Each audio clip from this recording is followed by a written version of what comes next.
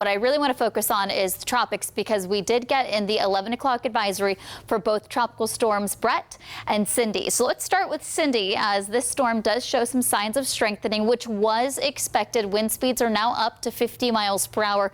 They're forecast to get closer to about 65 miles per hour before wind shear becomes a factor, weakening the system. It did take a little bit to the north as well. And then by early next week, Wednesday even, it's going to be a post-tropical depression because of that wind shear ripping it apart. Now we also have tropical storm Brett that is showing signs of weakening as it's interacting with that wind shear. It's continuing to trek to the west and through the rest of the Caribbean. By early Sunday morning, it should be a post-tropical low, or a remnant low, I should say, and nothing for us to worry about here in Southwest Florida. And it stays far enough south of Puerto Rico, Hispaniola, and Cuba that it really should not impact their weather in any major type of way. So now that allows us, yes, to realize that it's very busy for June in the tropics, so we need to really pay attention this hurricane season, but it gives us a little bit of time to prepare and also focus on those afternoon storms and showers for the weekend.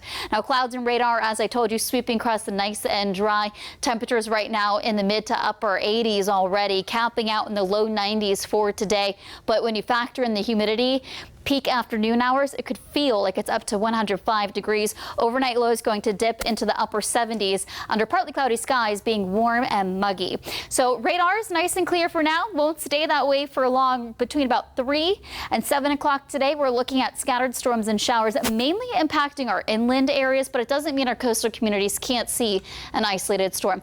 Quiet conditions will persist overnight, and then a beautiful mix of sun and clouds for first thing tomorrow morning.